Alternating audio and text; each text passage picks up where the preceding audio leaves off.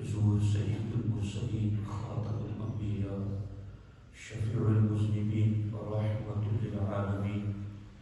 خاتم المعصومین راحت العاشقین صلی اللہ تعالی علیہ وآلہ واصحابہ وبارک وسلم کی بارگاہ میں اپنی غلامی کا قبول دے، اور جس طریقے سے میں پڑھا ہوں میرے ساتھ مل کر عقیدت و محبت میں ڈوب کر حضور دل کے ساتھ نذران محبت پیش کریں۔ الصلاۃ والسلام علیک یا رسول اللہ، الصلاۃ والسلام علیک یا حبیب اللہ، الصلاۃ والسلام علیک یا نبی اللہ، وعلی آلک واصحابک یا نور اللہ، صلی اللہ تعالی علیہ وسلم۔ جان سالان بدر و احد پر درود، جان سالان بدر و احد پر درود، حق گزاران بیعت میں لاکھوں سلام۔ فضائے بدر پیدا کر فرشتے تیری نصرت کو اتر سکتے ہیں گردوں سے، قطار اندر قطار بھی۔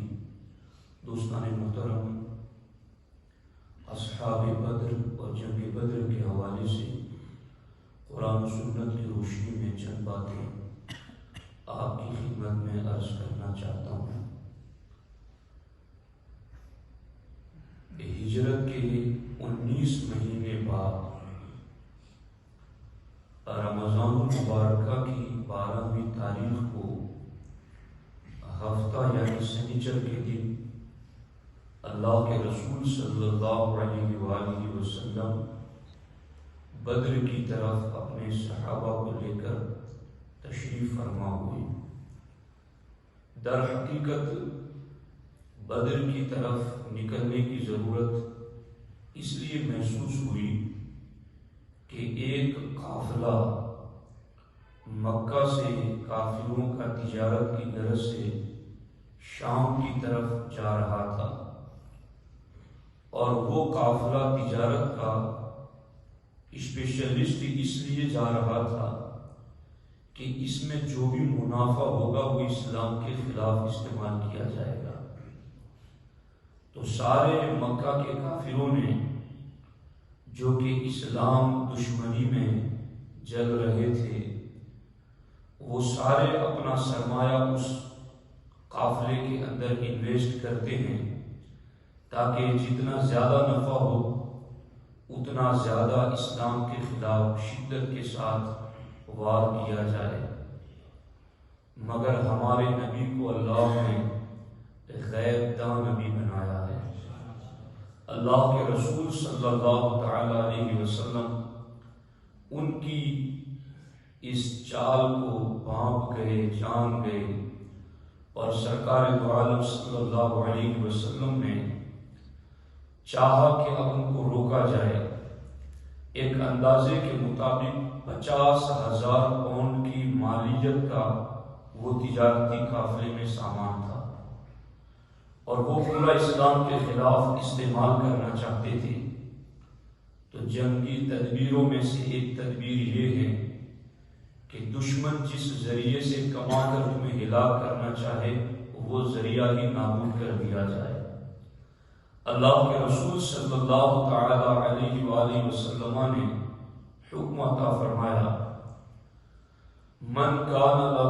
ظہرہ حاضرا فلیرکب معنا۔ اللہ کے رسول علیہ الصلوۃ والسلام نے ارشاد فرمایا، جس کے پاس سواری موجود ہیں وہ ہمارے ساتھ چل پڑے۔ وَلَمْ يَنْتَظِرْ مَنْ كَانَ ظَهْرُهُ غَائِبًا عَنْهُ، اور جس کی سواریاں کھیت کھلیان میں تھی، موجود نہیں تھی، اللہ کے رسول علیہ السلام نے ان کی سواریوں کے آنے کا انتظار نہیں کیا، کیونکہ اصل میں اس قافلے سے مقابلہ کرنا تھا جس تجارتی قافلے کے حفاظتی دستہ بس 40 آدمیوں پر مشتمل تھا،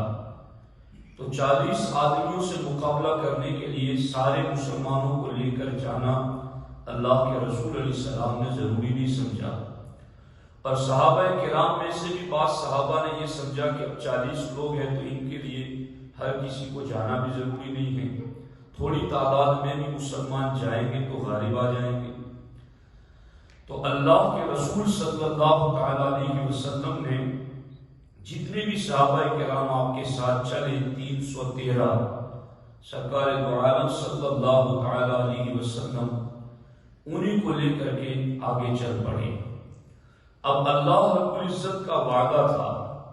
کہ محبوب وَإِذْ يَعِدُكُمُ اللَّهُ إِحْدَى الطَّائِفَتَيْنِ أَنَّهَا لَكُمْ،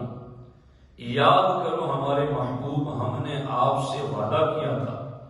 اِحْدَى الطَّائِفَتَيْنِ أَنَّهَا لَكُمْ کہ دو گروہوں میں سے کسی ایک سے مٹبھیڑ ہوگی، کسی ایک سے مقابلہ ہوگا۔ اب وہ دو گروہ کون سے تھے؟ ایک گروہ تو وہ جو شام سے مکہ جا رہا تھا تجارتی مالی منافع کما کر کے، اور دوسرا وہ قافلہ جو مکہ سے 1000 کی تعداد میں ابو جہل کی قیادت میں مدینے کی طرف آ رہا تھا۔ ان دونوں میں سے کسی ایک سے تمہارا مقابلہ ہوگا محبوب، ہمارا یہ تم سے وعدہ تھا۔ وَتَوَدُّونَ أَنَّ غَيْرَ ذَاتِ الشَّوْكَةِ تَكُونُ لَكُمْ، اور محبوب تمہارے صحابہ یہ چاہتے تھے أَنَّ غَيْرَ ذَاتِ الشَّوْكَةِ تَكُونُ لَكُمْ کہ تمہارا مقابلہ اس گروہ سے ہو جس میں کانٹے کا کھٹکا نہ ہو، یعنی جس میں زیادہ نقصان نہ ہو۔ صحابہ یہ چاہتے تھے کہ ہمارا ان سے مقابلہ ہو جائے، یعنی سیدھی سی بات ہے اس قافلے سے جو شام سے مکہ جا رہا تھا، کیونکہ اس میں مزاحمت یعنی لڑائی بھی کم کرنی پڑے گی، اور اس میں مسلمانوں کا فائدہ مال غنیمت بھی زیادہ تھا۔ تو اس لیے صحابہ کرام کی تمنا یہ تھی کہ ہمارا مقابلہ اس گروہ کے ساتھ ہو جائے جو تعداد اور طاقت میں کم ہے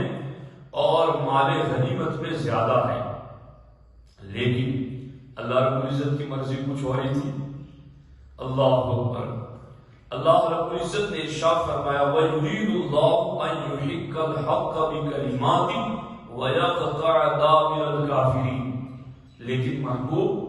اللہ تو یہ چاہتا ہے کہ اپنے کلمات کے ذریعہ سچ کو سچ کر دکھائے، وَيَقْطَعَ دَابِرَ الْكَافِرِينَ، اور کافروں کی جڑ اکھاڑ دے، اللہ یہ چاہتا ہے۔ تو اب لِيُحِقَّ الْحَقَّ وَيُبْطِلَ الْبَاطِلَ وَلَوْ كَرِهَ الْمُجْرِمُونَ، اس کی نیچے لیا ہے کہ حق کو حق ثابت کر دیا جائے اور باطل کو باطل ظاہر کر دیا جائے۔ اب یہ کیسے ہو سکتا تھا؟ اگر چھوٹی جماعت کے ساتھ مقابلہ ہو جاتا اور انہیں مار پیٹ کر غالب آ جاتے تو لوگ کہتے کہ تم تعداد میں زیادہ تھے، وہ تھوڑے تھے، اور وہ جنگ کے لیے آئے بھی نہیں تھے، وہ تو تجارت کے لیے نکلے تھے، اور تم نے جا کر ان پر غلبہ پا لیا، تو حق اتنا ظاہر نہ ہوتا جتنا رب کی مرضی تھی اور رب کی بارگاہ میں جو فیصلہ تھا کہ وہ حق ظاہر ہو کہ کافروں کی جڑ کڑے رہے اور حق بالکل ظاہر اور ثابت اور غالب آ جائے۔ تو اب کیا ہوا؟ اب اللہ تبارک و تعالی نے دو میں سے ایک سے مقابلے کا وعدہ کیا تھا، تو وہ جو قافلہ شام سے مکہ جا رہا تھا ابو سفیان کی قیادت میں، اس وقت وہ ایمان نہیں لائے تھے، تو ان کو پتا چل گیا کسی طرح سے کہ مسلمان ہمارے راستے پہ انتظار کر رہے ہیں، تو وہ سمندر کے کنارے کنارے ہو کر دوسرے راستے سے چلے گئے بچ بچا کر۔ وہ چلے کیا کہ رب نے پہلے ہی کہا تھا کہ ہم تمہارا مقابلہ ان سے کرائیں گے تاکہ حق ظاہر ہو جائے اور حق غالب آ جائے۔ اب حالات یوں بنے کہ اللہ تعالیٰ نے محبوب علیہ السلام کو خواب دکھایا، اور وہ کیا ہے؟ اللہ رب العزت نے قرآن مجید میں ارشاد فرمایا کہ اے محبوب اذ یریکہم اللہ فی منامک قلیلا، اذ یریکہم اللہ فی منامک قلیلا، یاد کرو محبوب، ہم نے جن کافروں سے تمہارا مقابلہ ہونا تھا وہ تمہیں تھوڑے دکھائے تھے، کہ جن سے مقابلہ ہونا ہے وہ تھوڑے ہیں۔ وَلَوْ أَرَاكَهُمْ كَثِيرًا لَفَشِلْتُمْ وَلَتَنَازَعْتُمْ فِي الْأَمْرِ، اور اگر خواب ہی میں محبوب تمہیں بڑی تعداد دکھا دیتے، لَفَشِلْتُمْ، تو صحابہ کرام کے جذبات میں فرق آ جاتا اور ان کے آپس میں کچھ معاملات ہو جاتے۔ تو اے محبوب، ہم نے اس وجہ سے صحابہ کفار کی جو تعداد تمہیں خواب میں دکھائی تھی وہ تھوڑی دکھائی تھی۔ اب سوال مزید پیدا ہو گیا کہ خواب میں اگر تھوڑے دکھائے تھے تو حقیقت میں اتنے زیادہ کیوں ہو گئے؟ کیونکہ نبی کا تو خواب بھی وحی الہی ہوتا ہے۔ اگر خواب میں تھوڑے دکھائے گئے اور حقیقت میں بہت زیادہ تھے تو یہ تو معاذ اللہ جھوٹ ہو جائے گا۔ تو اس کا کیا مسئلہ ہے کہ خواب میں تھوڑے دکھائے گئے اور حقیقت میں وہ بہت زیادہ تھے؟ تو اس سلسلے میں مفسرین کرام لکھتے ہیں، دھیان سے سننا، ایمان تازہ ہو جائے گا، کہ یہ خواب میں جو تھوڑے کافر دکھائے گئے تھے، حالانکہ بدر میں تو 1000 تھے، تو مفسرین کرام ارشاد فرماتے ہیں حقیقت میں وہ جو مکے سے بدر میں آئے تھے ابو جہل کی قیادت میں، ان کافروں سے لڑنا تھا، مگر انہیں تھوڑے اس لیے دکھایا گیا تھا کہ وہی لوگ کافر خواب میں دکھائے گئے تھے جو کفر پر مرنے والے تھے، ورنہ ان بدر میں آنے والوں میں بھی بڑی تعداد وہ ہیں جنہیں اللہ نے ایمان کی توفیق عطا فرما دی۔ تو چونکہ اللہ نے کیا کہا، اذ یریکہم اللہ فی منامک قلیلا، کہ جن قلیل کو دکھایا گیا ہے وہ کافروں کو دکھایا گیا، تو وہ جو آ رہے ہیں بڑی تعداد میں لڑنے کے لیے، ان میں سے کفر پر مرنے والے تو قلیل ہی ہیں اور وہی دکھائے گئے ہیں۔ سمجھ آئی نہیں ہے؟ وہی دکھائے گئے ہیں۔ اور دوسری چیز آگے یہ ہے کہ وہ جو قلیل دکھائے گئے تھے نا، وہ قلیل ان کی طاقت کے اعتبار سے دکھائے گئے تھے، کہ وہ اگرچہ افراد گنتی شمار کے اعتبار سے تو زیادہ تھے، مگر اللہ نے ان کی بزدلی اور کمزوری کی وجہ سے قلیل دکھائے تھے، کہ وہ تمہیں دیکھنے میں تو خواب میں قلیل دکھائے اس لیے کہ وہ کمزور اتنے زیادہ ہے۔ اور تیسری چیز یہ ہے کہ واقعی میں انہیں جو دکھایا گیا نا وہ قلیل ہی نظر آئے۔ وَإِذْ يُرِيكُمُهُمْ إِذِ الْتَقَيْتُمْ فِي أَعْيُنِكُمْ قَلِيلًا وَيُقَلِّلُكُمْ فِي أَعْيُنِهِمْ قَلِيلًا۔ اللہ تعالیٰ نے فرمایا محبوب، جب تمہارا مجھ سے سامنا ہوا نا مقابلہ، ایک طرف تم تھے ایک طرف وہ تھے، تو اس وقت کیا ہوا، اذ التقیتم فی اعینکم قلیلا،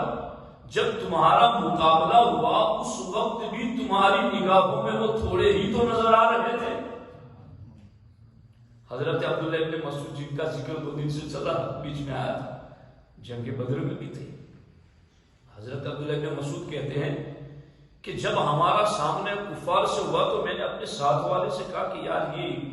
70 یعنی 70 سے زیادہ نہیں لگ رہے، یہ 70 افراد سے زیادہ نہیں لگ رہے۔ تو عبداللہ ابن مسعود کہتے ہیں میرے ساتھ والے نے کہا نہیں یہ 100 کے قریب ہوں گے جی۔ پھر انہوں نے کہ ایک بندے کو مار کے پکڑا اور گرفتار کیا تو اس نے بتایا ہم نہ 70 تھے نہ 100 تھے، ہم تو 1000 تھے۔ تو اللہ تعالیٰ نے فرمایا محبوب ہم نے تمہیں جو خواب میں قلیل دکھایا تھا تو وہ تمہارے صحابہ کو بھی قلیل نظر آئے۔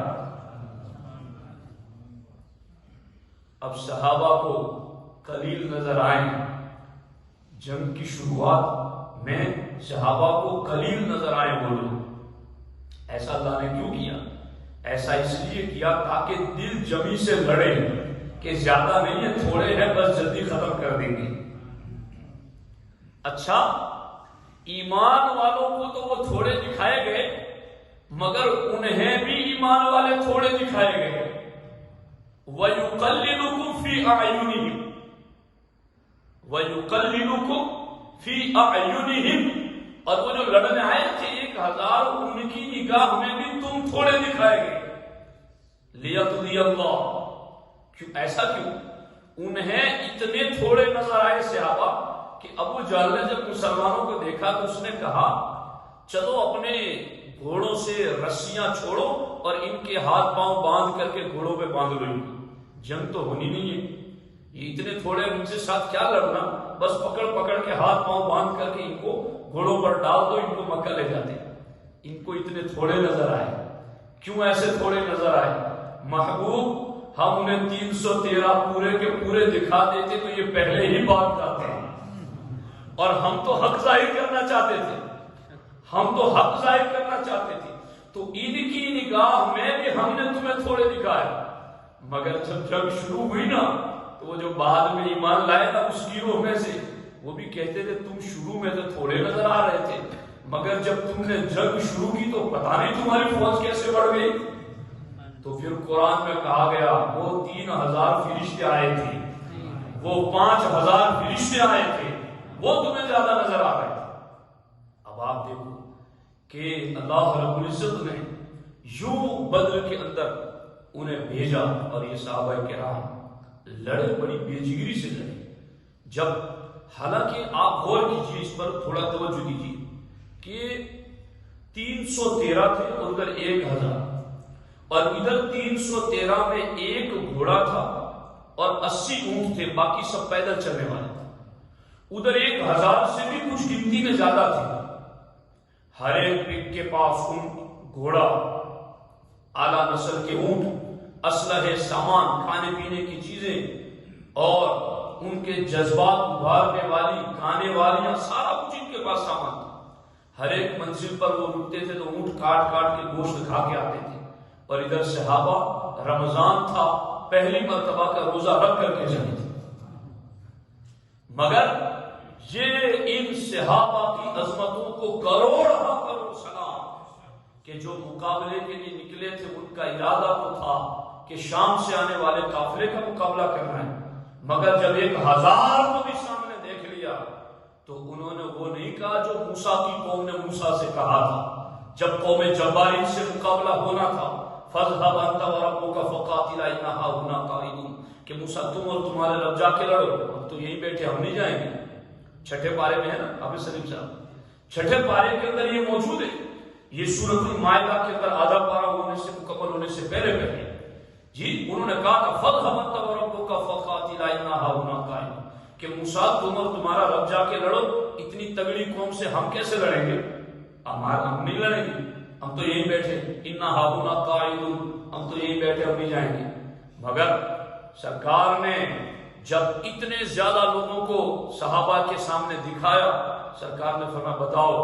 اب تمہاری کیا رائے ہے، ہم تو کچھ اور سوچ کے تمہیں لے کر آئے تھے کہ تمہیں ان سے ملاقات کرنی ہے، مگر اب جو تم سوچ رہے تھے کہ ان سے ملنا ہے، اب تو ان سے ملنے کی بات آ گئی، اب تم کیا کہتے ہو؟ حضرت سعد بن عبادہ کھڑے ہوئے، کہا حضور ہم وہ بولی نہیں بولیں گے جو بنی اسرائیل نے حضرت موسیٰ کے سامنے بولی تھی، ہم آپ کے غلام ہیں، آپ ہمیں حکم دیں گے ہم سمندروں میں بھی گھوڑے ڈال دیں گے،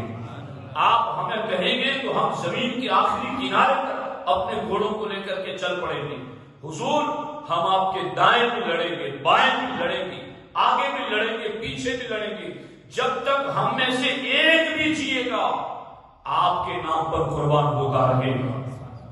یہ سرکار دو عالم صلی اللہ علیہ وآلہ وسلم کو صحابہ کرام نے اپنے مشورے دی، اور پھر آقا تو جانتے ہی تھے پہلے سے، اصل میں یہ سارا پوچھا اس لیے جا رہا تھا تاکہ بعد والوں کو پتا چلے صحابہ بزدل نہیں تھے، وہ جانصاف تھے۔ اب دیکھو یہاں پر اب پھر مقابلہ ہوا اور اس میں لمبی تفصیل ہے، میں یہاں صرف ایک بات کی طرف توجہ دلا کر گفتگو ختم کروں کہ جب سرکار دو عالم صلی اللہ علیہ وسلم قافلہ لے کر چلے نا مدینہ طیبہ سے، تو چونکہ ایک گھوڑا تھا اور 80 اونٹ تھے اور اب 300 بندے ہیں، 313،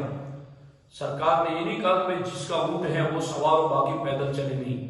سرکار نے ہر اونٹ کے لیے 3 بندے منتخب کر لیے، ایک سواری کے لیے 3 بندے، ایک سوار ہوگا 2 چلیں گے،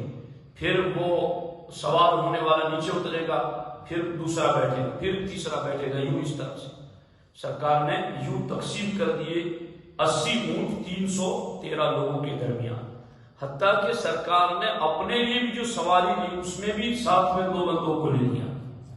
حضرت مولا علی رضی اللہ تعالیٰ عنہ اور حضرت ابو لبابہ رضی اللہ تعالیٰ عنہ۔ صحابہ کرام نے، حالانکہ سرکار چاہتے تو فوج کے کمانڈر بھی تھے اور نبیوں کے امام بھی تھے، آخری نبی تھے، چاہتے تو اپنی ایک جداگانہ شان سے چلتے، مگر سرکار مساوات اور برابری کے حقوق بھی تو سمجھانا چاہتے تھے، تو سرکار نے مولا علی کو اور حضرت ابو لبابہ کو اپنے ساتھ لیا، اور اس طرح قافلہ چلتے ہوئے مقام روحہ پر پہنچا، تو وہاں سے سرکار نے حضرت ابو لبابہ کو واپس مدینہ بھیج دیا کہ ابو لبابہ تم مدینہ جاؤ اور مدینے کی نگرانی تم نے رکھنی۔ اور پھر سرکار نے ایک کم ہوا تو مرثد بن ابی مرثد رضی اللہ تعالیٰ عنہ کو اپنے ساتھ لے لیا، اور جب سرکار کی باری تھی سوار ہونے کی تو سوار ہو کر سرکار چلتے رہے، پھر ایک منزل آئی تو سرکار اتر گئے۔ اب سرکار نے فرمایا کہ اب تم دونوں میں سے کوئی ایک سوار ہو جاؤ، تو دونوں صحابہ نے حضور کی بارگاہ میں عاجزی کے ساتھ عرض کیا، حضور ہمارے لیے یہ کوئی کم نصیبے کی بات ہے کہ نبیوں کے امام جس سواری پر بیٹھے ہو ہمیں اس کی نکیل پکڑنے کی سعادت مل جائے؟ حضور آپ جس سواری پر بیٹھے ہو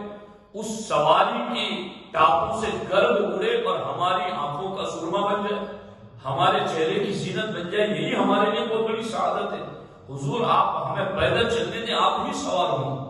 تو سرکار دو عالم صلی اللہ علیہ وسلم نے ایک جملہ ارشاد فرمایا،